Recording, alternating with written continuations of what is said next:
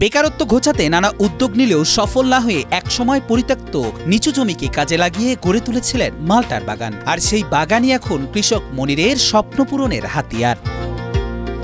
জীবিকা নির্বাহের অবলম্বন এবং এলাকার তরুণদের অনুপ্রেরণা। আমরা দেখতে আই খুব ভালো হয়েছে।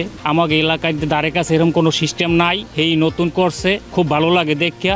বরিশালের বাকেরগঞ্জ উপজেলার শ্যামপুর গ্রামের মনির হাওলাদার বাড়ির পাশের প্রায় ৬০ শতক জমিতে তিনি ৩ বছর আগে যশোর থেকে এনে রোপণ করেছিলেন বিয়েত জাতের ৩০০টি মালটার চারা। স্থানীয় কৃষি বিভাগের পরামর্শ ও সঠিক পরিচর্যায় গাছগুলো দ্রুত বেড়ে ওঠে এবং ফল ধরতে শুরু করে। বর্তমানে প্রতিটি গাছে ঝুলছে সবুজ হলদে রঙের টসটসে মালটা। গত ৩ বছর আগে যশোর থেকে ভিয়েতনামি মালটা ৩০০ চারা আমার বাগিয়ে লাগাই। এ থেকে গত বছর আমি ১ লক্ষ টাকা বিক্রি করছি, এবছর ২ লক্ষ টাকা বিক্রি করছি, আর ২-১ লাখ টাকা বিক্রি করতে পারবো। এখানে মালটা চাষ করছে গত ৩ বছর ধরে।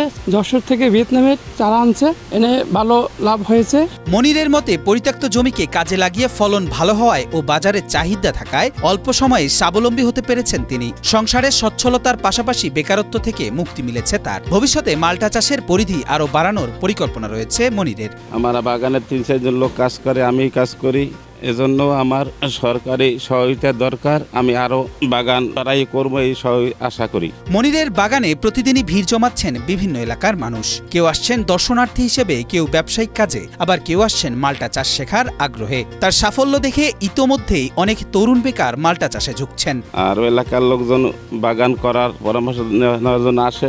মনির ভাই এই মালটা চারা রোপণ করছে, মনির ভাই এখানে পরামর্শ নিতে আসছি। আমিও চেষ্টা করি এইরকম একটা যেন করতে পারি, এই জন্য এর কাছে কেবল আমি আসি, লোকজন আসে দূর দূরান্ত। আমরা এখানে আসি, দেখাশোনা করি। আমি এখান থেকে পরামর্শ নিয়ে চাষ বাগান করব।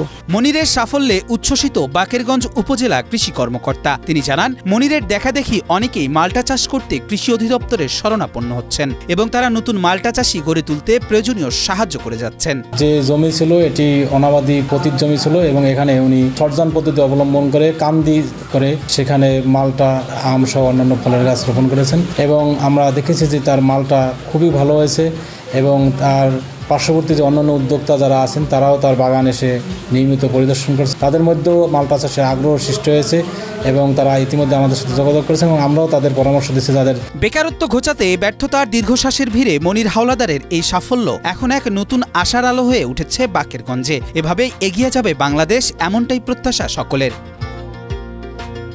কবির চৌধুরী জয়, মাই টিভি।